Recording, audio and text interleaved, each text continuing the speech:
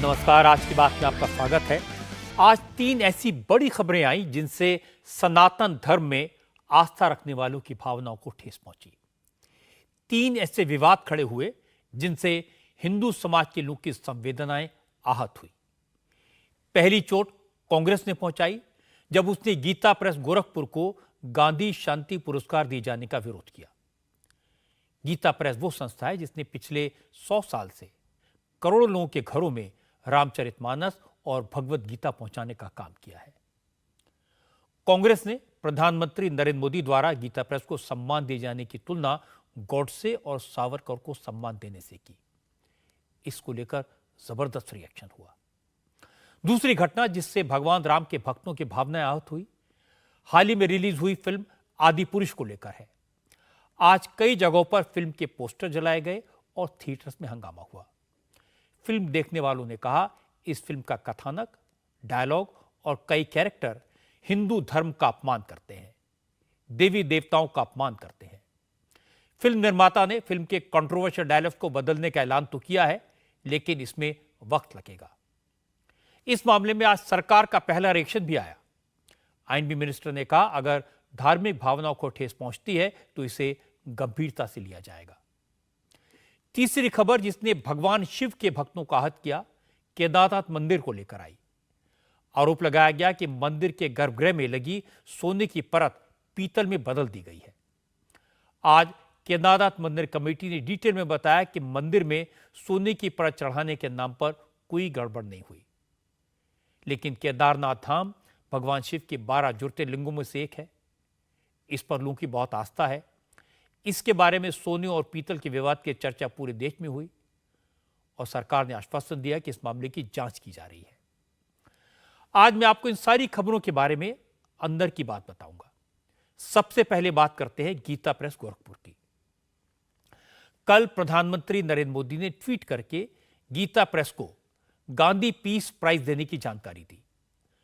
मोदी ने कहा, गीता प्रेस ने अहिंसक और दूसरे गांधीवादी तरीकों से देश में सामाजिक, आर्थिक और राजनीतिक बदलाव लाने में महत्वपूर्ण योगदान दिया है। मोदी ने लिखा, गीता प्रेस अपने सहयोगी संगठनों के साथ मिलकर आम लोगों की जिंदगी बेहतर बनाने और उनके कल्याण के लिए काम कर रहा है। इसलिए 2021 का गांधी शांति पुरस्कार गीता प्रेस को दिया जा रहा है। यूपी के मुख्यमंत्री योगी आदित्यनाथ ने भी गांधी पीस प्राइज मिलने पर गीता प्रेस को बधाई दी। गीता प्रेस गोरखपुर से चलता है। योगी आदित्यनाथ ने कहा कि गीता प्रेस भारत के सनातन धार्मिक साहित्य का इंपॉर्टेंट सेंटर है। उसको गांधी पीस प्राइज मिलना 100 करोड़ लोगों का सम्मान है, लेकिन कांग्रेस सनातन धर्म को मिले सम्मान को पचा नहीं पा रही। योगी आदित्यनाथ ने कहा कि कांग्रेस देश की विरासत का सम्मान नहीं करती, इसीलिए वो गीता प्रेस को गांधी पीस प्राइज दिए जाने का विरोध कर रही है। विरासत को भुला करके कोई समाज कभी आगे नहीं बढ़ सकता, और उसका नमूना है कल एक और कार्य हुआ। हम आभारी हैं प्रधानमंत्री मोदी जी के, जिन्होंने कल सनातन हिंदू धर्म के साहित्य प्रकाशन के सबसे बड़े केंद्र गोरखपुर के गीता प्रेस को गांधी शांति पुरस्कार के लिए चयन किया है। पिछले 100 वर्षों से सनातन हिंदू धर्म की सेवा गीता प्रेस कर रहा है। सनातन हिंदू धर्म मानवता के कल्याण का मार्ग प्रशस्त करता है। लेकिन भाइयों बहनों, जिन लोगों को अपनी विरासत पर गौरव की अनुभूति नहीं होता है, जो लोग अपने आप को एक्सीडेंटल हिंदू कहते थे, उनके वर्तमान वंशज भी गीता प्रेस को मिले इस सम्मान को नहीं पचा पा रहे हैं। यानी उनको लगता है कि गीता प्रेस को यह सम्मान क्यों दे दिया गया, क्योंकि गीता प्रेस को मिला यह सम्मान सनातन हिंदू धर्म के प्रति अनुराग रखने वाले दुनिया के 100 करोड़ हिंदुओं का सम्मान है, और इसको आज कांग्रेस पचा नहीं पा रही है। कल कांग्रेस के प्रवक्ता के बयान को मैं देख रहा था और मुझे बड़ी निराशा हो रही थी कि जो कांग्रेस अपने आप को देश के सबसे पुराने दल के रूप में स्थापित करने की बात करती है, उस कांग्रेस के लोग भारत की विरासत के प्रति इतना इससे बड़ी निर्लज्जता की बात दूसरी नहीं हो सकती है। और इसीलिए आज के इस अवसर पर मैं आप सबका आह्वान करूंगा कि हमें अपने गौरवशाली विरासत पर सदैव गर्व करना चाहिए, उसके संरक्षण के लिए कार्य करना चाहिए। योगी आदित्यनाथ ने इतना स्ट्रांगली रिएक्ट क्यों किया, उसकी वजह भी समझ लेते हैं। असल में जैसे ही सरकार ने गीता प्रेस को गांधी पीस प्राइज देने का ऐलान किया तो कांग्रेस के कम्युनिकेशन इंचार्ज जयराम रमेश ने ट्वीट करके सरकार के फैसले पर सवाल उठाया। जयराम रमेश ने लिखा, गीता प्रेस और महात्मा गांधी के रिश्ते अच्छे नहीं थे, दोनों के बीच लंबे समय तक खींचतान रही थी। ऐसे में गीता प्रेस को गांधी पीस प्राइज देना वैसा ही है जैसा गांधी के नाम का अवार्ड सावरकर और नाथुराम गॉडसे को देना। जयराम रमेश ने अपने ट्वीट के साथ एक किताब का कवर ट्वीट किया। यह किताब अक्षय मुकुल ने लिखी है, जिसका नाम Gita press and the making of Hindu India है। जयराम रमेश ने लिखा, इस किताब में महात्मा गांधी और गीता प्रेस के टकराव के बारे में विस्तार से लिखा है। जयराम रमेश के इस ट्वीट पर बीजेपी ने कड़ा ऐतराज जताया। पूर्व केंद्रीय मंत्री रविशंकर प्रसाद ने कहा कि कांग्रेस को तो हिंदू धर्म की हर बात से चिढ़ है। रविशंकर प्रसाद ने कहा, जिस कांग्रेस ने राम मंदिर बनाने में अड़ंगे लगाए वो सनातन धर्म के सम्मान का विरोध ही करेगी, और क्या करेगी। मतलब है क्या कांग्रेस पार्टी देश के सारे आध्यात्मिक प्रतीकों के खिलाफ सवाल उठाएगी? गीता प्रेस की लोकप्रियता देश भर में है, हर घर में है। हम सभी गीता प्रेस को सम्मान से देखते हैं।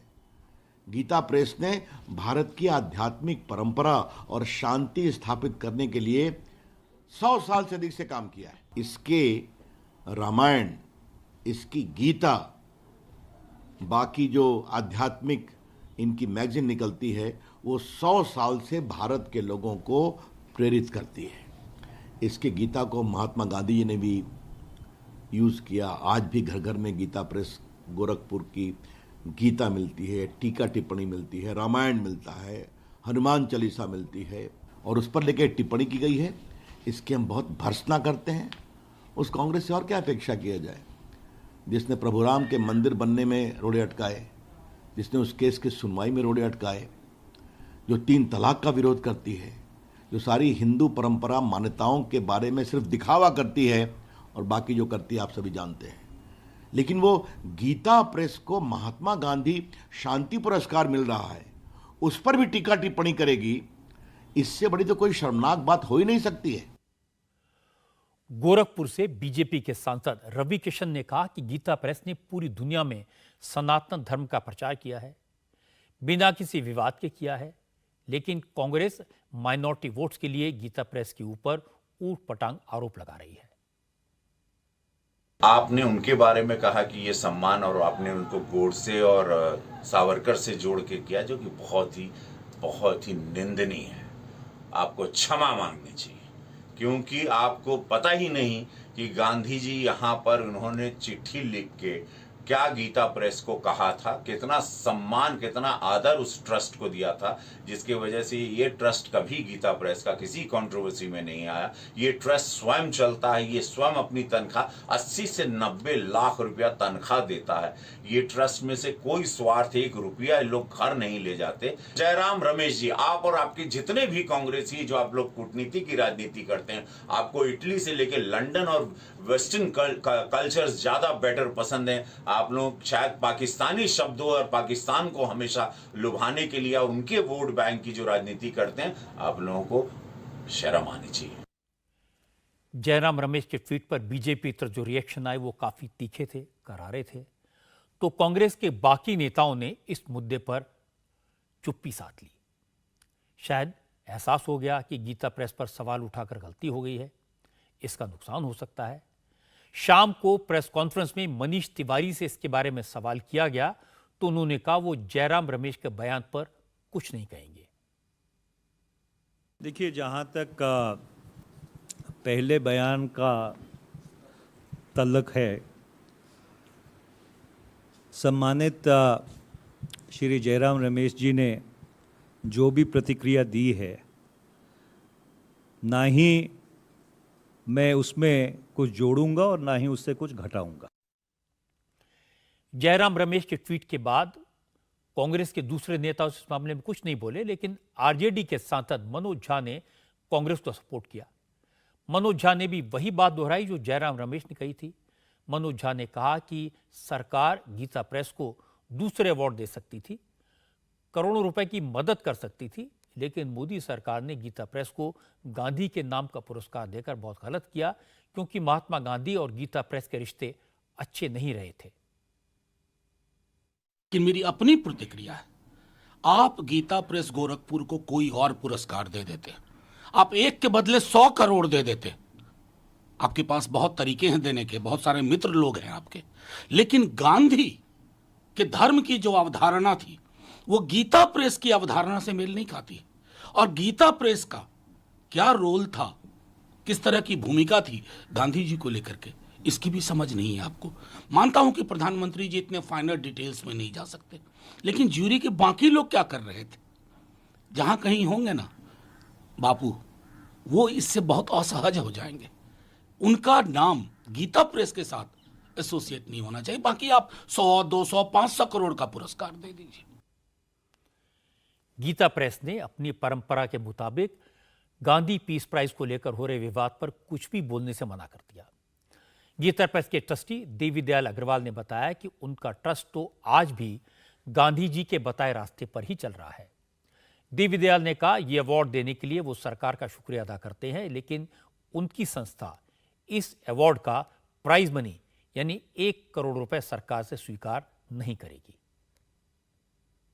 गांधी शांति पुरस्कार तो ठीक है, गीता प्रेस का नाम उसमें है, लेकिन ये हमारे जो सनातन के लाखों करोड़ों लोग दुनिया भर में फैले हुए हैं, ये एक तरह से उनका सम्मान है और गांधी जी के नाम पर ये सम्मान मिला है। क्योंकि गीता प्रेस गांधी जी से भी अपने शुरुआती दिनों से जुड़ा हुआ रहा है। हमारी कल्याण पत्रिका का जो प्रथम अंक जब निकला था, उस समय हमारे संपादक हनुमान प्रसाद जी पोद्दार उसे लेकर गांधी जी के पास गए थे। जयराम रमेश जी क्या कह रहे हैं, ये उनकी अपनी सोच हो सकती है, लेकिन इसके ऊपर हम लोग, क्योंकि ये राजनीति से जुड़े हुए व्यक्ति हैं, हम लोग कोई टिप्पणी करना नहीं चाहेंगे। लेकिन जैसे आप इस तरह का काम कर रहे हैं तो सियासत होती है, तो आप लोग को नहीं, हम लोग उस तरफ ध्यान ही नहीं देते हैं। आज संस्था 100 वर्षों तक शांति से अपना काम करती रही है, किसी भी विवाद में नहीं पड़ी है, न इस तरह के किसी वक्तव्य का कोई जवाब देना चाहती है। अब इस बात को समझने की कोशिश करते हैं कि कांग्रेस ने Gandhi peace prize Gita press को देने का विरोध क्यों किया। क्या वाकई में गीता प्रेस गोरखपुर और महात्मा गांधी के बीच में कोई विवाद था, रिश्ते अच्छे नहीं थे? महात्मा गांधी को लेकर इस तरह के अवार्ड की शुरुआत 1995 में नरसिम्हा की सरकार ने महात्मा गांधी की 125वीं जयंती पर की थी। शायद जयराम रमेश को ये बात पता नहीं होगी कि नरसिम्हा राव की सरकार ने गांधी पीस प्राइज शुरू करने से 3 साल पहले 1992 में 1992 में गीता प्रेस को सम्मानित किया था। कांग्रेस की सरकार थी, नरसिम्हा राव प्राइम मिनिस्टर थे। उन्होंने गीता प्रेस की कल्याण मैगजीन के पहले एडिटर हनुमान प्रसाद पोद्दार के सम्मान में एक स्पेशल डाक टिकट जारी किया था। गीता प्रेस की मैगजीन कल्याण में गांधी जी आर्टिकल लिखा करते थे। गीता प्रेस की लाइब्रेरी में कल्याण मैगजीन के कई पुराने एडिशन आज भी बचाकर रखे गए हैं, जिनमें महात्मा गांधी के लेख छपे थे। इंडिया टीवी के संवाददाता रुचि कुमार ने आज कल्याण मैगजीन में पब्लिश हुए महात्मा गांधी की आर्टिकल देखे। अब इस समय हम गीता प्रेस की लाइब्रेरी में हैं और कल्याण मैगजीन है जो गीता प्रेस में छपती है, और ये कल्याण मैगजीन भी 97 साल से लगातार छप रही है। और ये जो लाइब्रेरी है इसमें पूरी जितने भी अंक हैं कल्याण मैगजीन के वो लगे हुए हैं। और ये जो कल्याण मैगजीन है इसके पहले अंक में गांधी जी ने लेख लिखा था, सहज किसे कहते हैं, और भी बहुत सारे कल्याण मैगजीन के अंक हमें यहाँ पे मिले जिसमें गांधी जी ने लेख लिखा है। अब ये देखिए वर्ष 13 का अंक है कल्याण मैगजीन का। इस तरह से कल्याण मैगजीन छपती थी। और इसमें अगर आप अंदर चलेंगे तो इसमें जो ये पेज नंबर 52 है, इसमें गांधी जी का लेख है रामचरितमानस से श्रद्धा की प्राप्ति। लेखक महात्मा गांधी जी। 5वें साल के इस कल्याण मैगजीन के अंक में ये है प्रार्थना की आवश्यकता और उसका रहस्य। मानता हूँ, गांधी जी ने लिखा है कि मानता हूँ कि प्रार्थना हर एक धर्म का अंग है और इसी कारण ये हर एक मनुष्य और समाज के लिए ज़रूरी भी है, क्योंकि कोई भी मनुष्य या समाज बिना धर्म के नहीं रह सकता। हाँ, कुछ लोग ऐसा ज़रूर कहते हैं जो बुद्धि का प्रयोग करके कहते हैं कि हमें धर्म से कोई सरोकार नहीं है, परंतु ये तो वही बात हुई कि एक आदमी सांस ले और ये कहे कि मेरी नाक नहीं है। तो इस तरह से पूरी प्रार्थना और उसकी आवश्यकता और रहस्य, काफ़ी लंबा लेख यहाँ गांधी जी का दिखाई दे रहा है। गीता प्रेस के ट्रस्टी देवी दयाल ने रुचि कुमार को बताया कि जब कल्याण मैगजीन का पहला एडिशन पब्लिश हुआ था तो एडिटर हनुमान प्रसाद पोद्दार उसको लेकर गांधी जी से मिले थे। महात्मा गांधी ने उनसे कहा कि मैगजीन में कभी विज्ञापन मत छापना। गीता प्रेस आज तक गांधी जी की उसी सीख पर चल रहा है। गीता प्रेस किसी से डोनेशन नहीं लेता। ये संगठन नो प्रॉफिट नो लॉस के बेसिस पर चलता है। गीता प्रेस की शुरुआत 100 साल पहले 1923 में जयदयाल गोयनका ने की थी, जो गीता पर सत्संग किया करते थे। शुरू में गीता प्रेस ने सिर्फ भगवत गीता पब्लिश की, लेकिन आज गीता प्रेस 15 भाषाओं में 1800 से ज्यादा किताबें पब्लिश करता है। पिछले 100 वर्ष में गीता प्रेस 93 करोड़ किताबें पब्लिश कर चुका है। 93 करोड़, जिनमें अकेले भगवत गीता की ही 16 करोड़ से ज्यादा कॉपियां शामिल हैं। इसके अलावा गीता प्रेस ने रामायण, रामचरितमानस, श्रीमद् भागवत, उपनिषद और 18 पुराण भी पब्लिश किए हैं। 1926 से गीता प्रेस ने कल्याण नाम की मैगजीन निकालनी शुरू की थी, जो आज भी पब्लिश होती है। गीता प्रेस सनातन धर्म के ऑथेंटिक ग्रंथ बेहद कम दाम पर लोगों को उपलब्ध करवाता है। सबसे पहले हमारे संस्थापक जयदयाल जी गोयनका, जो गीता के मर्मज्ञ थे, गीता के ऊपर सत्संग किया करते थे, लेकिन उस समय के काल में शुद्ध गीता की पुस्तक उपलब्ध नहीं थी। तो जो उनके साथ सत्संगी थे उनको शुद्ध गीता पाठ कराने के लिए उन्होंने गीता की 5000 प्रतियाँ छपवाई, लेकिन वो शुद्ध रूप में छपकर नहीं मिली। दोबारा फिर छापने के लिए उन्होंने प्रेस को दिया, तो बार बार शुद्ध करने के लिए मशीन बंद करनी पड़ती थी और प्रेस वाले को ये बहुत एक्सपेंसिव लगता था कि हम इतनी बार शुद्ध कैसे करें। तो उन्होंने कहा कि भाई इतना शुद्ध अगर आपको छपवाना है तो आप अपना प्रेस बैठा लीजिए।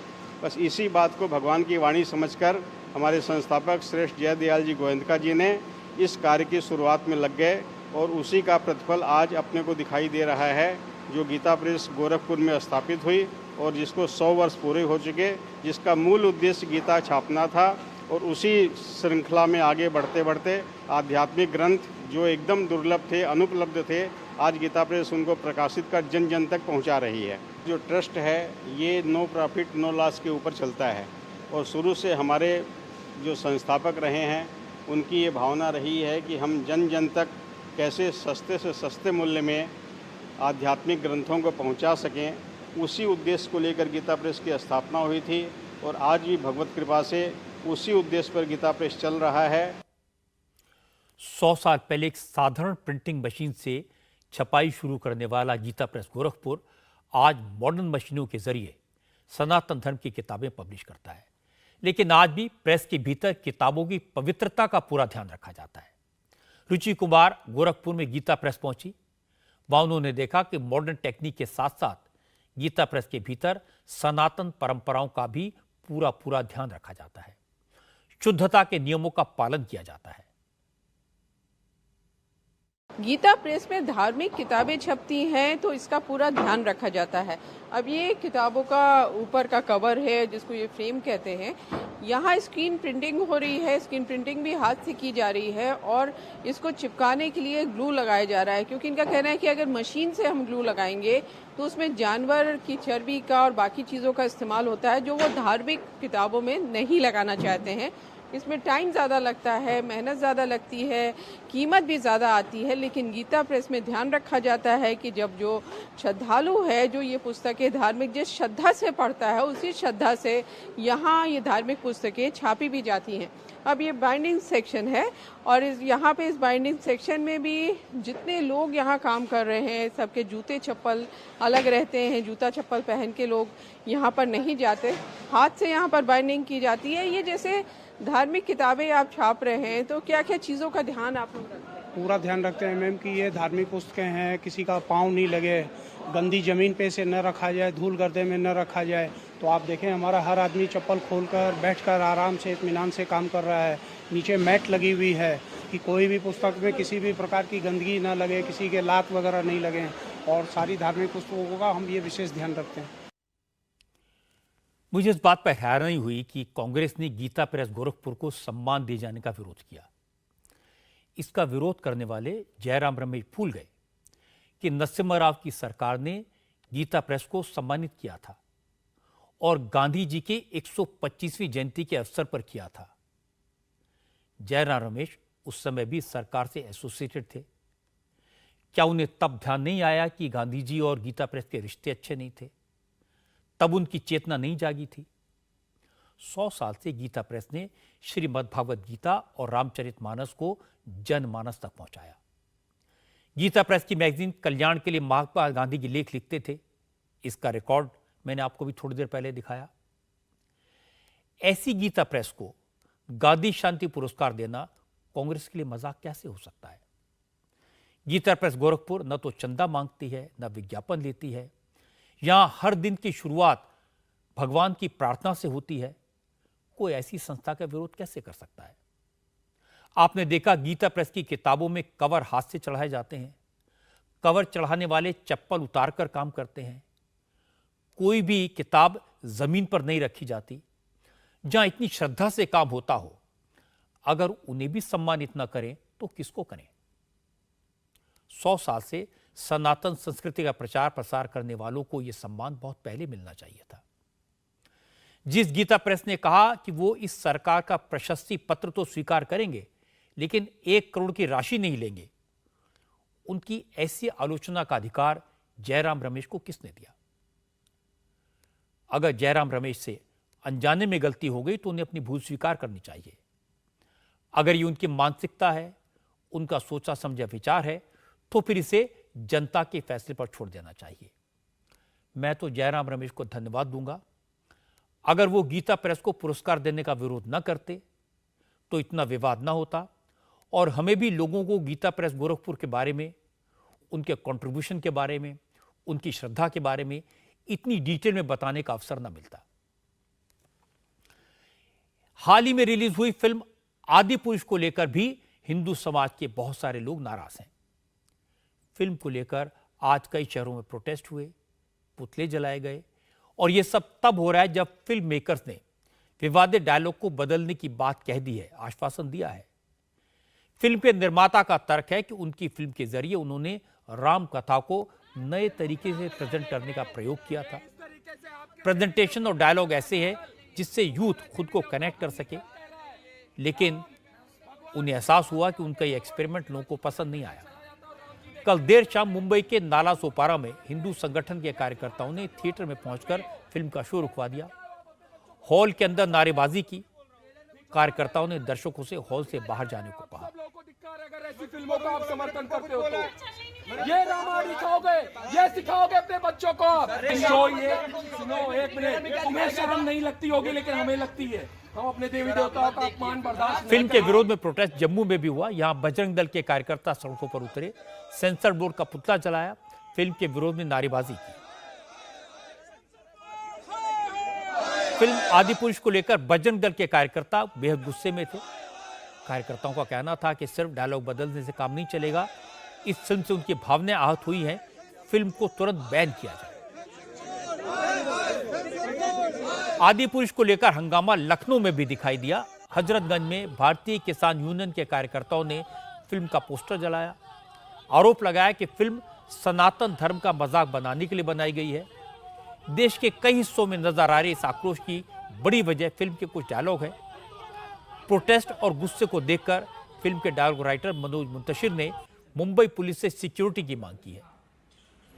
मनोज मुंतशिर ने पुलिस से कहा उनकी जान पर खतरा है, उन्हें सोशल मीडिया पर धमकियां मिल रही हैं।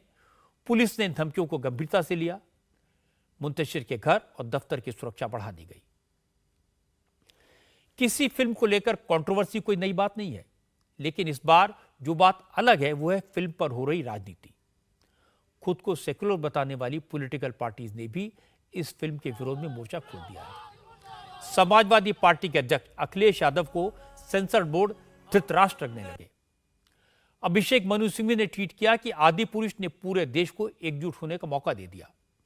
शिवपाल यादव ने तो सीधे बीजेपी पर निशाना साधा। शिवपाल यादव ने कहा फिल्म में बजरंग बली का अपमान हो रहा है, लेकिन बीजेपी खामोश है।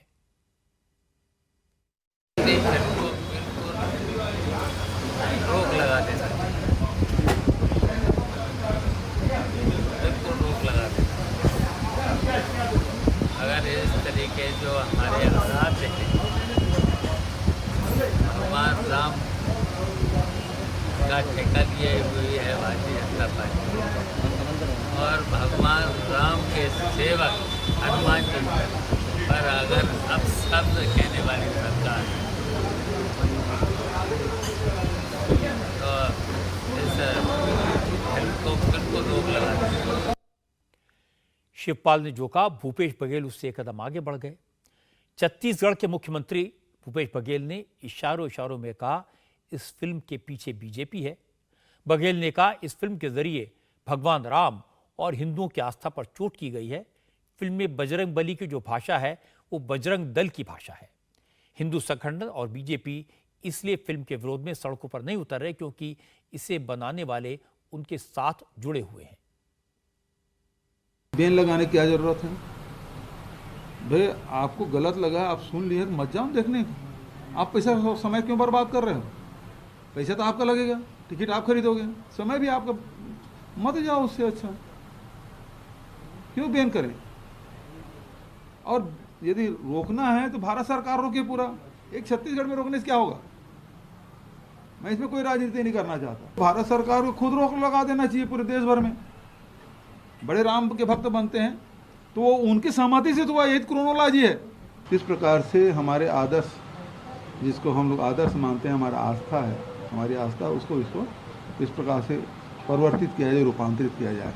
लेकिन उसका असली चेहरा अब बेनकाब हो चुका है, जनता जान चुकी है। जो बनाने वाले हैं वो कौन हैं, किन किन के साथ फोटो है, उनके एसोसिएशन किन के साथ हैं, वो सब जान गए। अन्यथा ये यदि कोई दूसरा डायरेक्टर और निर्माता होता, अभी तक के पूरे देश भर में कि बजरंग दल और विश्व हिंदू परिषद वाले पूरा सड़कों में दिखाई पड़ते। भूपेश बघेल थोड़े कंफ्यूज्ड हैं। वो छत्तीसगढ़ में फिल्म पर प्रतिबंध नहीं लगाना चाहते, लेकिन चाहते हैं कि केंद्र सरकार सारे देश में इसको बैन लगा दे। इसी तरह से आमतौर पर मुसलमानों की भलाई की बात करने वाले समाजवादी पार्टी के सांसद शफीकुर रहमान बर्क ने भी इस मुद्दे पर रिएक्ट किया। बर्क साहब ने कहा जिस फिल्म को लेकर समाज में गुस्सा है उस पर केंद्र सरकार को तुरंत एक्शन लेना चाहिए। मुल्क के हालात के हिसाब से जो लोग एतराज कर रहे हैं तो ये उनको देखना चाहिए कि क्या पिक्चर में क्या कमी है, क्या चीज़ है।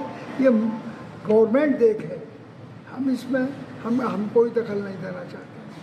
संजय राउत, लेकिन जो सही बात हो उस पर अमल किया जाए। मुल्क के हालात जो बिगड़ रहे हैं उसको सुधारने की कोशिश की जाए। महाराष्ट्र में शिवसेना के उद्धव गुट को फिल्म के बहाने बीजेपी पर वार करने का मौका मिला। संजय राउत ने कहा कि बीजेपी राम भक्त होने का ढोंग करती है। पठान फिल्म में बिकनी के रंग को लेकर इनकी भावनाएं आहत हो गई थी, लेकिन अब राम कथा को गलत तरीके से पेश किया जा रहा है, तब इन्हें परेशानी क्यों नहीं हो रही? एक फिल्म आई थी जिसमें एक अभिनेत्री ने भगवे वस्त्र में कोई बिकनी पहनी,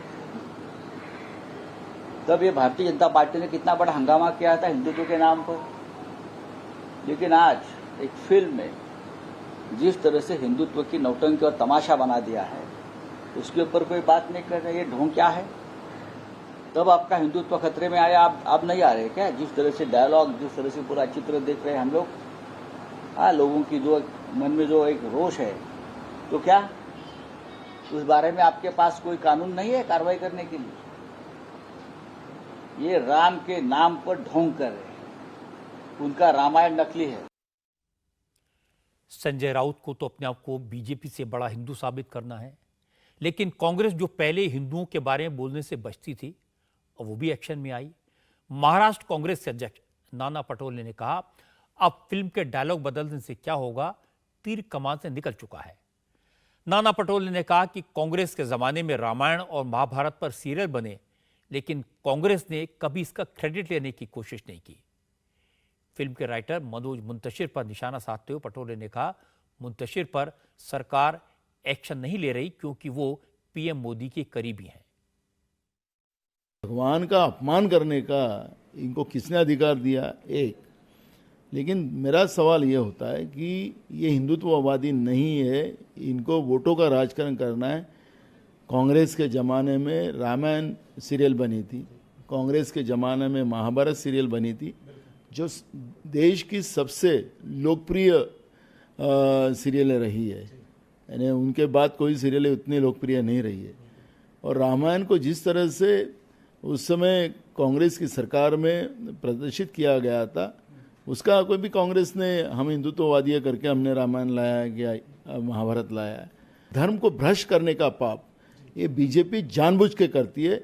इसमें डायरेक्टर का दोष नहीं, निर्माता का दोष नहीं, ये दोष सिर्फ बीजेपी का है। ये मनोज मुंतशिर जो है वो नरेंद्र मोदी जी का चेला है, इसके ऊपर तो एफआईआर दर्ज होना चाहिए। और ये सुधार के क्या करके उपकार नहीं कर रहा है, बूंद से गई होश से नहीं आती, और इसलिए इनके ऊपर एफआईआर दर्ज करना चाहिए, इनको जेल में डालना चाहिए और इनकी पूरी पिक्चर ही कैंसिल करना चाहिए। ये मांग कांग्रेस करती है। आदि पुरुष को लेकर जो कंट्रोवर्सी खड़ी हुई है, इसमें विपक्ष को काफी मजा आ रहा है। विपक्षी नेता ये बताने की कोशिश कर रहे हैं कि फिल्म को बीजेपी की बैकिंग है। फिल्म के राइटर के साथ मिलकर भगवान राम और बजरंगबली का अपमान करने वाली बीजेपी है। फिल्म के प्रोड्यूसर डायरेक्टर के साथ बीजेपी लीडर्स की तस्वीरें, डायलॉग राइटर की तस्वीरें सोशल मीडिया पर वायरल की जा रही हैं। बीजेपी के हिंदुत्व को झूठा बताया जा रहा है। इन सारी बातों पर सरकार की तरफ से आज पहली बार अनुराग ठाकुर ने रिएक्ट किया। आईएनबी मिनिस्टर ने कहा, फिल्म को पास करने का काम सेंसर बोर्ड का है। फिल्म मेकर्स ने भी कंट्रोवर्शियल हिस्से को बदलने की बात कह दी है, लेकिन अगर किसी की धार्मिक भावनाओं को चोट पहुंची है तो उसे सीरियसली लिया जाएगा। सीबीएफसी ने इस पे जो निर्णय करना है वो किया है। Central board of film certification ने, उनका एक काम है। और जो फिल्म के निर्माता निर्देशक हैं और जो लेखक भी हैं, उन लोगों ने जो डायलॉग बदलने की बात है वो भी कही है। किसी की भी भावनाओं को आहत करने का अधिकार किसी को नहीं है। आदि पुरुष बनाने वालों का तर्क है कि वो नई जनरेशन को रामायण से जोड़ना चाहते थे, इसलिए उन्होंने कुछ एक्सपेरिमेंट किए। लेकिन मुझे लगता है ये लेम एक्सक्यूज है, आफ्टर थॉट है। जनता से मार खाने के बाद अब फिल्म के प्रोड्यूसर, डायरेक्टर, राइटर सबको समझ में आ गया कि उनसे कई सारी गलतियां हुई हैं। वो मानते भी हैं। वो कुछ डायलॉग तो बदल देंगे, लेकिन फिल्म में कई ऐसे सीक्वेंस हैं जो लोगों की भावनाओं को आहत करते हैं। फिल्म बनने के बाद इनको बदलना संभव नहीं होगा। अब फिल्म का स्क्रीन पे लिखने वाले और फिल्म के डायलॉग लिखने वाले एक दूसरे को ब्लेम कर रहे हैं। असल में इस तरह की भावना प्रधान विषय पर फिल्म बनाने से पहले डायरेक्टर और राइटर को सोचना चाहिए था। राम कथा हमारे देश के लोगों के लिए सिर्फ एक कहानी नहीं है, ये लोगों की आस्था और विश्वास से जुड़ा विषय है। गोस्वामी तुलसीदास रामायण को सरल भाषा में लिखकर अमर हो गए। सैकड़ों साल से गली गली में रामायण का मंच सजता है।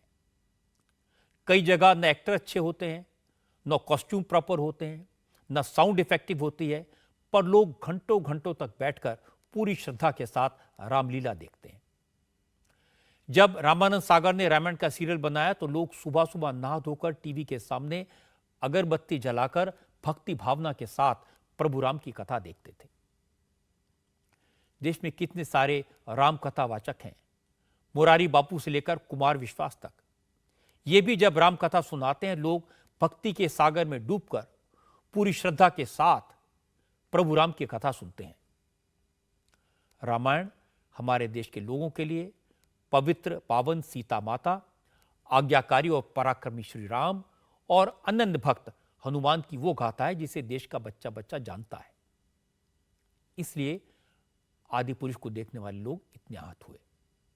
डायरेक्टर और राइटर इन दोनों को एक्सपेरिमेंट करने का इतना शौक था तो उन्हें किसी और सब्जेक्ट का चुनाव करना चाहिए था। इतना सब होने के बाद भी मैं 2-3 बातें कहना चाहता हूं। पहली बात तो यह कि विरोध प्रकट करने के लिए हिंसा करने वाले भगवान राम के अनुयायी नहीं हो सकते। फिल्म पर प्रतिबंध की मांग भी अनुचित है। रामायण तो सबको अपनी बात कहने का अधिकार देती है। इसी तरह फिल्म का इस्तेमाल अपनी राजनीति के लिए करने वाले राजनेता भी राम भक्त तो नहीं हो सकते। भारत में सबको रामायण से सीखना चाहिए। यह बुराई पर अच्छाई की जीत का प्रतीक है। और अब बात करते हैं केदारनाथ मंदिर से सोना चोरी होने से जुड़ी कंट्रोवर्सी की। आज केदारनाथ मंदिर कमेटी ने साफ साफ कहा कि मंदिर के गर्भगृह में लगे सोने की परत को लेकर कोई घपला नहीं हुआ, कोई गड़बड़ी नहीं हुई। उनका कहना है कि कुछ लोग राजनीतिक साजिश के तहत अफवाह फैला रहे हैं और मंदिर कमेटी को बदनाम करने की कोशिश कर रहे हैं। मंदिर कमेटी का कहना है कि केदारनाथ मंदिर के गर्भगृह में शिवलिंग के चारों तरफ जो जाली बनी है उसमें सोने की परत चढ़ी हुई है, लेकिन पूजा करने की वजह से सोने की परत घिस गई थी, इसलिए दोबारा सोने का वर्क चढ़ाया गया है। सोने की परत खराब ना हो, उसको फिर से नुकसान ना हो, इसलिए जाली के ऊपर अब एक्रेलिक शीट चढ़ाई गई है। असल में केदारनाथ धाम के पुरोहित संतोष त्रिवेदी का एक वीडियो पिछले कुछ दिन से वायरल है, जिसमें उन्होंने आरोप लगाया कि केदारनाथ मंदिर के गर्भगृह में लगाया गया सोना पीतल में बदल गया है। पुरोहित संतोष त्रिवेदी का कहना है कि गर्भगृह में सोने की परत लगाने के नाम पर 1.25 अरब रुपए का घोटाला हुआ है। संतोष त्रिवेदी इसके लिए सीधे सीधे मंदिर कमेटी पर इल्जाम लगा रहे हैं। तो उन्होंने जो कहा, उनका जो वीडियो वायरल हुआ, ये मैं आपको पहले दिखा देता हूं। केदारनाथ के गर्भगृह में 14 महीनों पहले भगवान के गर्भगृह में सोना लगाया गया, लेकिन कुछ महीनों बाद आज जब अंदर गया तो सोना देखो पीतल में बदल गया। आखिरकार क्यों सोने की जांच नहीं हुई? कौन इसके अधिकारी, कौन जिम्मेदार है? और 1000 नहीं, 1 लाख नहीं, 1 करोड़ नहीं, 100 करोड़ नहीं, 1.25 अरब रुपया का गमन केदारनाथ में सोने के नाम पर यहाँ केदारनाथ में हो गया है। कौन अधिकारी इसके जिम्मेदार है? कौन मंदिर समिति इसके जिम्मेदार है? कौन इसके जजमान की भावनाओं के साथ 1.25 अरब रुपए का बहुत बड़ा घोटाला केदारनाथ में हुआ है। आज जब जो सोना 1.25 अरब रुपए का जो बता रहे थे, वो सोना आज जो है पीतल में बदल गया है। इतनी बड़ी ठगी, इतने बड़े कौन है ये राक्षस, इतने बड़े गर्भगृह में कौन ने इसने किया? इनके विरुद्ध तुरंत कार्रवाई होनी चाहिए। केदारनाथ मंदिर के पुरोहित संतोष त्रिवेदी के इस वीडियो के साथ साथ गर्भगृह के अंदर के कुछ वीडियोस भी वायरल हुए, जिसमें शिवलिंग के आसपास लगी पट्टियों पर पॉलिश करने का दावा किया जा रहा है। संतोष त्रिवेदी का कहना है कि अगर गर्भगृह में सोना लगा हुआ है तो उसमें सोने की पॉलिश क्यों करवाई गई? इस पर मंदिर कमेटी की तरफ से सफाई आई। मंदिर कमेटी का कहना है कि केदारनाथ मंदिर के गर्भगृह की दीवारों और शिवलिंग की जलेरी में सोने की परत चढ़ाने का काम बहुत पहले हुआ था, पिछले साल हुआ था। महाराष्ट्र के एक डोनर ने यह काम करवाया था। मंदिर कमेटी सिर्फ देखरेख कर रही थी, कमेटी का कोई डायरेक्ट रोल नहीं था। मंदिर कमेटी का कहना है कि सोने की परत चढ़ाने में गोल्ड और कॉपर दोनों का इस्तेमाल हुआ है। मंदिर कमेटी ने बताया कि गर्भगृह में 23 किलो 777 ग्राम गोल्ड लगाया गया था, जिसका बाजार भाव करीब 14 करोड़ 38 लाख रुपए है। और गोल्ड के साथ साथ वहां पर करीब 1000 किलो की कॉपर प्लेट्स का भी इस्तेमाल हुआ है, जिनकी कीमत 29 लाख रुपए है।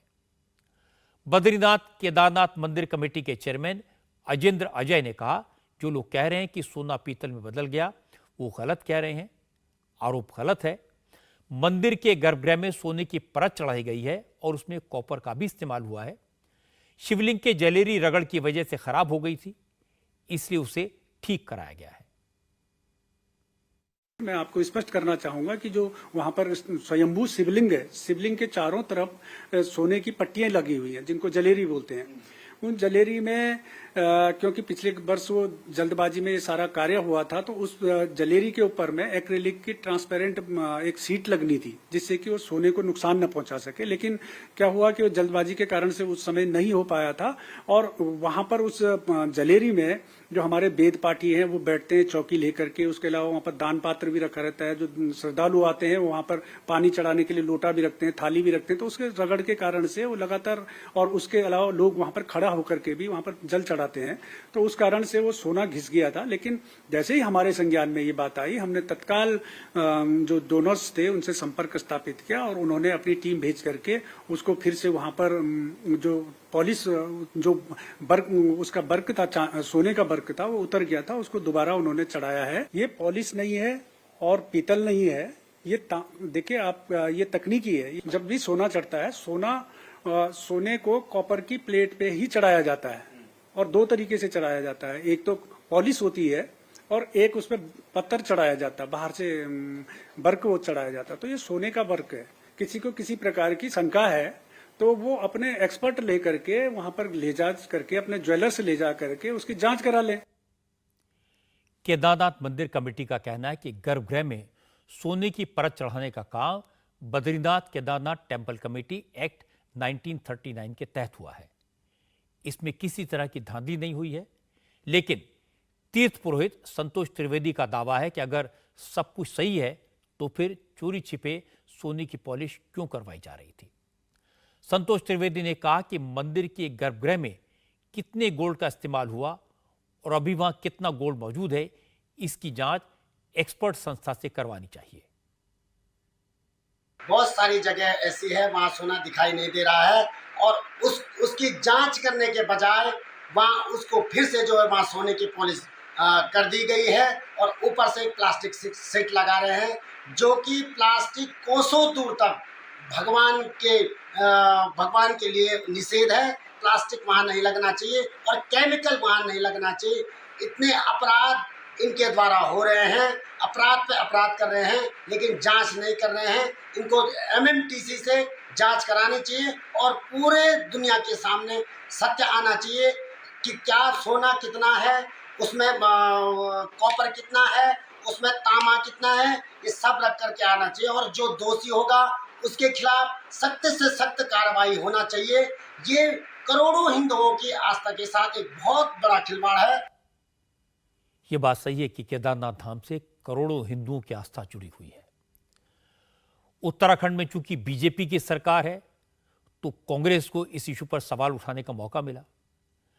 कांग्रेस के लीडर और केदारनाथ के पूर्व विधायक मनोज रावत ने कहा, सवाल सिर्फ मंदिर कमेटी पर नहीं उठे हैं, उत्तराखंड की सरकार को भी जवाब देना चाहिए कि केदारनाथ मंदिर में अगर किसी ने 23 किलो गोल्ड डोनेट किया तो क्या उसमें टैक्सेशन के नियम कानून को फॉलो किया गया था या नहीं। समिति ने एक बहुत बड़ा आपराधिक कृत्य, मैं इसको आपराधिक कृत्य कहूँगा, कि वो किया है। मंदिर की संपत्ति को अगर दानदाता ने कुछ दिया है तो ये भी पहले दान देने से पहले ये भी तय हो जाना चाहिए कि दान क्या भारत के कानूनों के अंतर्गत लिया गया है, भारत के जो टैक्सेशन के लॉज हैं उनके हिसाब से पूरी औपचारिकताएं पूरा करके वो दान लिया गया है कि नहीं लिया गया है। दान अगर था, हम कह रहे हैं नहीं था, वो 230 किलो सोना नहीं था, अगर 23 किलो सोना भी था, क्योंकि वो मंदिर के दस्तावेजों में मंदिर को 23 किलो सोना दान आ गया है, तो उस सोने की जांच किसने करी, किस रूप में वो सोना लगाया गया है। तो इसमें बहुत प्रश्न हैं, जिन प्रश्नों का जवाब मंदिर समिति को नहीं, उत्तराखंड की सरकार को और भारत सरकार को भी देना चाहिए। अब मैं आपको सरकार का पक्ष सुनवाता हूं। कांग्रेस को जवाब दिया उत्तराखंड के टूरिज्म मिनिस्टर सतपाल महाराज ने। सतपाल महाराज ने कहा, केदारनाथ मंदिर के गर्भगृह में कितना गोल्ड लगाया गया, उसमें और क्या क्या इस्तेमाल हुआ, इसकी जांच की जा रही है और सच बहुत जल्द सामने आएगा। केदारनाथ का जो प्रसंग है उसमें मैंने जांच के आदेश दे दिए हैं और जांच के बाद हमें पता चल जाएगा क्या किया है। जो दानदाता है उसने सोना लगाया है, सोने के अंदर कुछ किया जाता है, सोने को मजबूत करने के लिए, उसको टफनेस के लिए किया जाता है। तो वो पूरा जांच का प्रसंग है, जांच के बाद हमें पता चल जाएगा क्या स्थिति है। केदारनाथ मंदिर करोड़ों हिंदुओं की आस्था का केंद्र है। पवित्र 12 ज्योतिर्लिंगों में से एक है। इस पवित्र धाम को लेकर इस तरह के आरोप लगें, ये चिंता की बात है। उत्तराखंड की सरकार भी इस बात को अच्छी तरह समझती है। इसीलिए मंत्री सतपाल महाराज ने साफ साफ कह दिया कि इस पूरे मामले की जांच कराई जा रही है। अच्छी बात है, लेकिन ये इंश्योर करना चाहिए कि जांच ईमानदारी से हो, निष्पक्ष हो, एक्सपर्ट्स के द्वारा हो।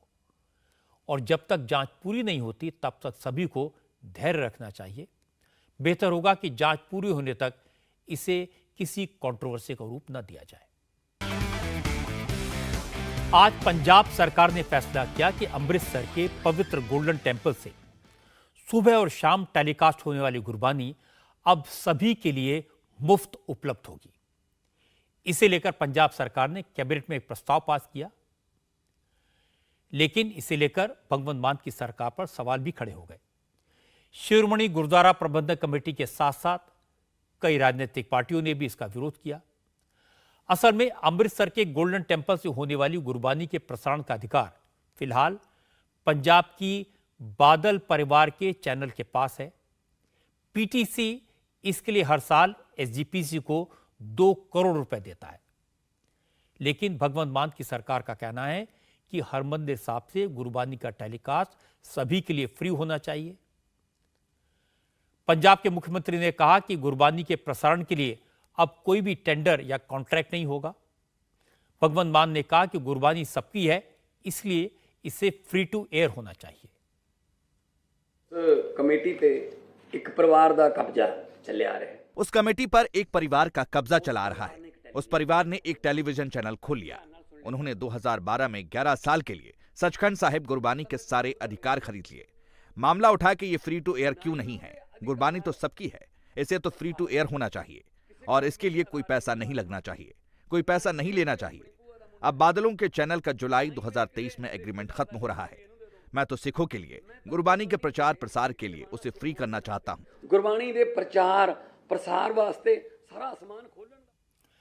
पंजाब सरकार का दावा है कि कानून में बदलाव के बाद भी गुरबानी के प्रशासन का पूरा अधिकार, इसके ब्रॉडकास्ट का पूरा हक शिरोमणि गुरुद्वारा प्रबंधक कमेटी के पास ही होगा। लेकिन एसजीपीसी इसे अपने धार्मिक मामलों में सरकार की दखलंदाजी मान रही है। एसजीपीसी का कहना है कि 1925 का जो एक्ट है उसमें पंजाब की सरकार को बदलाव करने का कोई अधिकार है ही नहीं। एसजीपीसी के चीफ हरजिंदर सिंह धामी ने कहा, भगवंत मान आग में हाथ डालने का काम कर रहे हैं जो बिल्कुल सही नहीं है। मैं विनम्रता से सीएम साहब से विनती करता हूं कि दिल्ली के आपके मुख्यमंत्री अरविंद केजरीवाल के सूबेदार मत बनो। आप पंजाब के मुख्यमंत्री हो। पंजाब के मुख्यमंत्री को पंजाब के विकास पर तवज्जो देना चाहिए। गुरबानी की चिंता मत करो। पंजाब की सरकार ये एक्ट नहीं बना सकती है, ना ही इसमें कोई बदलाव कर सकती है, क्योंकि इसे बंटवारे से पहले पंजाब की सरकार ने बनाया है। गुरुद्वारा प्रबंधक कमेटी की धार्मिक लड़ाई को राजनीतिक रोटियां सेकने की आज मुख्यमंत्री कोशिश कर रहे हैं। मैं कहना चाहता हूं कि ऐसी आग में हाथ मत डालो। अभी तक जिस पीटीसी के पास गुरबानी के टेलीकास्ट के राइट्स हैं वो बादल फैमिली का चैनल है, इसलिए शिरोमणि अकाली दल की तरफ से इस पर काफी स्ट्रॉन्ग रिएक्शन आया। अकाली दल के लीडर बिक्रम मजीठिया ने कहा कि गुरबानी को लेकर सारे अधिकार एसजीपीसी के पास हैं, वो इस मामले में जो फैसला करेगी वही मंजूर किया जाएगा। ਹੁਣ ਇੱਕ ਸ਼ਰਾਬੀ ਕਬਾਬੀ ਬੰਦਾ ਗੁਰਸਿੱਖਾਂ ਦੇ जिथे वोट भी जहां वोट भी गुरसिख ही डाल सकते हैं, कोई पतित सिख वोट नहीं डाल सकता। उस मुद्दे पर फैसला गुरसिख नहीं करेंगे, अब ये करेगा भगवंत सिंह। आपने किसको अधिकार देने हैं, इसका फैसला अगर गुरसिख करें तो ज्यादा बेहतर होगा। मैं तो खुद इस बात के हक में हूं, अगर गुरसिख ये फैसला लेते तो कबूल होता। ਵਿਚਾਰ ਨੂੰ ਦੇਣੇ ਮੇਰਾ ਇਹ ਮੁੱਦਾ ਹੀ नहीं। बीजेपी के लीडर मनजिंदर सिंह सिरसा ने कहा यह सही है कि गुरबानी फ्री टू एयर होनी चाहिए, लेकिन भगवंत मान को यह नहीं भूलना चाहिए कि यह धार्मिक मामला है, उन्हें इसमें छेड़छाड़ की कोशिश नहीं करनी चाहिए।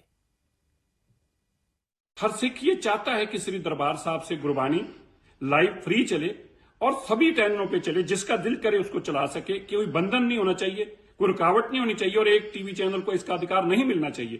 इसके साथ हम भगवंत मान जी से सहमत हैं। उनका काम अच्छा है लेकिन काम करने का तरीका बहुत गलत है। ये सिखों की एक बहुत बड़ी संस्था है जिसका एक्ट पार्लियामेंट ने बनाया था और वो भी तब जब गोरों का यहां पर राज था 1925 के अंदर। ये हमारा बहुत ही सुनहरी इतिहास है, इसके अंदर छेड़छाड़ करने की किसी सरकार को भी इजाजत नहीं। केंद्र सरकार भी तभी छेड़छाड़ कर सकती है जब श्रोमणी कमेटी सिख जो है खुद लिखकर भेजें इसको बदलाव के लिए। इसलिए मैं भगवंत मान जी को कहना चाहता हूं, ये पाप मत करो, अरविंद केजरीवाल के हाथों में मत खेलो। ये सिख कम्युनिटी के साथ एक सिख होने के नाते आपका सबसे बड़ा बज्जर गुनाह होगा, जिसके लिए सिख आपको कभी माफ नहीं करेंगे। ये बात सही है कि पिछले कई साल से, करीब 11 साल से पीटीसी चैनल ने पवित्र गुरबानी को लोगों तक पहुंचाया, बेहतरीन काम किया। इस चैनल ने गुरबानी के अलावा गोल्डन टेम्पल के बाकी प्रोग्राम्स का भी टेलीकास्ट किया और इसके लिए एसजीपीसी को पैसा दिया। लेकिन ये बात सही है कि गोल्डन टेम्पल से होने वाली गुरबानी का टेलीकास्ट सबके लिए होना चाहिए, फ्री होना चाहिए, पूरी दुनिया में होना चाहिए। गोल्डन टेम्पल में होने वाले बाकी कार्यक्रम भी श्रद्धालुओं तक आसानी से पहुंचे। इसलिए भगवंत मान का यह फैसला तो सही है। फैसला करने का तरीका गलत हो सकता है। यह भी हो सकता है कि इस फैसले का अधिकार केंद्र सरकार के पास हो। यह भी सही है कि एसजीपीसी को इसमें इनिशिएटिव लेना चाहिए, लेकिन यह फैसला ऐसा है जिसका स्वागत सबको करना चाहिए। आज मुंबई में शिवसेना का फाउंडेशन डे मनाया जा रहा है। आज ही के दिन 1966 में बाला साहब ठाकरे ने शिवसेना की स्थापना की थी। शिवसेना के फाउंडेशन डे पर आज मुंबई में 2 कार्यक्रम हो रहे हैं। एक प्रोग्राम एकनाथ शिंदे की शिवसेना का है और दूसरा फाउंडेशन डे उद्धव ठाकरे की शिवसेना का। एकनाथ शिंदे की पार्टी मुंबई के गोरेगांव में पार्टी का फाउंडेशन डे मना रही है। इस प्रोग्राम में एकनाथ शिंदे और उनके गुट के सभी विधायक और सांसद अपने अपने सपोर्टर्स के साथ पहुंचे। वहीं फाउंडेशन डे का दूसरा प्रोग्राम उद्धव ठाकरे की शिवसेना ने सायन इलाके में मनाया, जहां उद्धव ठाकरे, उनके बेटे आदित्य ठाकरे और उनके समर्थक विधायक और सांसद पहुंचे। एकनाथ शिंदे ने उद्धव ठाकरे को धोखेबाज कहा तो उद्धव ने शिंदे गुट पर गद्दारी का इल्जाम लगाया। उद्धव ने कहा कि अमित शाह तो उनका नाम जपते रहते हैं, अगर वो उतनी देर भगवान राम का नाम लेते तो उन्हें राम के दर्शन हो जाते। आज एका गोष्टीचं मला आश्चर्य वाटतं। आज की सभा देखकर मैं तो हैरान हूं। कल गद्दार दिवस है, कल गद्दारी के 1 साल पूरे हो जाएंगे। उन्होंने पार्टी चुरा ली, नाम चुरा लिया, मेरे पिता को चुरा लिया। उद्धव ठाकरे की क्या कीमत है? मगर आप देखिए कि अमित शाह जब भी महाराष्ट्र आते हैं तो उद्धव ठाकरे का जाप करते रहते हैं। वो राम मंदिर बनाने का झूठा श्रेय लेने की कोशिश कर रहे हैं, लेकिन उद्धव ठाकरे का नाम जपने से क्या होगा? राम का जाप करो तब तो राम मिलेंगे, लेकिन वो राम नाम नहीं लेते। हर जगह उद्धव ठाकरे जपते रहते हैं। उद्धव ठाकरे कोई अकेला इंसान नहीं है, यहाँ मौजूद सारे लोग उद्धव ठाकरे हैं। उद्धव ठाकरे के गद्दारी के आरोप का जवाब एकनाथ शिंदे ने दिया और कहा कि उन्होंने धोखा दिया। एकनाथ शिंदे ने कहा कि उद्धव ठाकरे ने तो बाला साहब ठाकरे के विचारों से धोखा किया, इसलिए उनका जनता का सपोर्ट नहीं मिलेगा। तुम हमको गद्दार कहते हो, मिंधे कहते हो, जाने क्या क्या कहते रहते हो, लेकिन आपको जनता की सिंपैथी मिलने वाली नहीं है। इसकी वजह क्या है? वजह यह है कि आपने बाला साहेब के विचारों से धोखा किया। आपको सहानुभूति मिलने वाली नहीं। आपने इस राज्य के मतदाताओं के साथ धोखा किया। आपको सहानुभूति मिलने वाली नहीं। हमारी पार्टी बीजेपी और शिवसेना गठबंधन बनाकर चुनाव लड़ी थी कि नहीं? और आपने सरकार बनाने के लिए किसके साथ चले गए? वो लोग जिन्हें बाला साहेब दूर धकेला करते थे, उनके साथ चले गए। असल में शिवसेना के पिछले फाउंडेशन डे के अगले ही दिन यानी 20 जून 2022 से ही उद्धव ठाकरे के खिलाफ बगावत की आवाज शुरू हो गई थी और एकनाथ शिंदे ने उद्धव से अलग होकर अपना अलग गुट बनाया।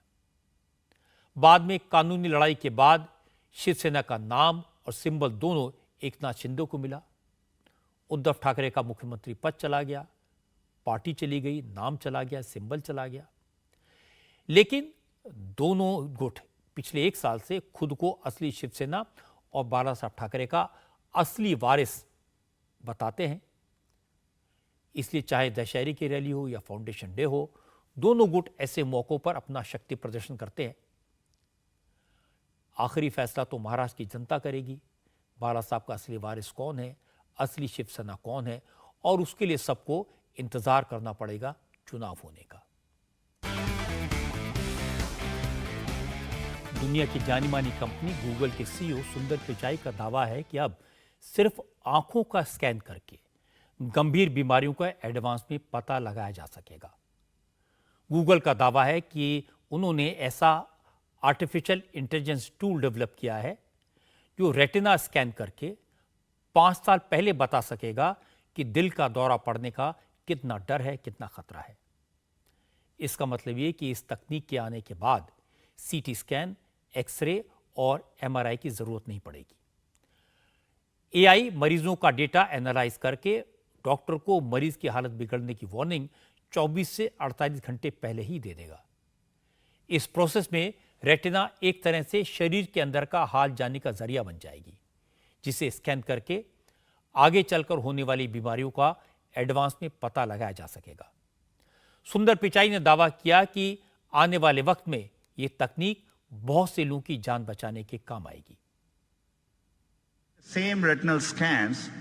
हम भारत के शंकर हॉस्पिटल के साथ रेटिना स्कैन के लिए आर्टिफिशियल इंटेलिजेंस इस्तेमाल करने का एक्सपेरिमेंट कर रहे थे।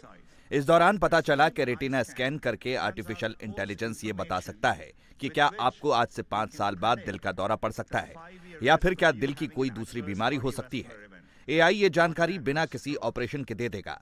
इसी तरह आर्टिफिशियल इंटेलिजेंस मरीजों के डेटा एनालाइज करके डॉक्टरों को मरीज की हालत बिगड़ने की वार्निंग 24 से 48 घंटे पहले दे सकता है, जिससे मरीज की जान बचाई जा सकती है।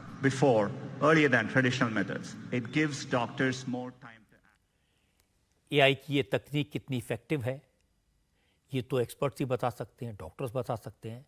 लेकिन अगर ये सच है तो हेल्थ सेक्टर में एक बड़ी क्रांति आ जाएगी। गाँव में, ऐसे इलाकों में जहाँ मेडिकल सुविधा नहीं है, जहाँ किफ़ायती और पोर्टेबल टूल या स्मार्टफोन की मदद से विजन स्क्रीनिंग की जाएगी और कुछ ही मिनटों में रिजल्ट मिल जाएगा। इससे वाकई में इलाज में बहुत बड़ी मदद मिलेगी।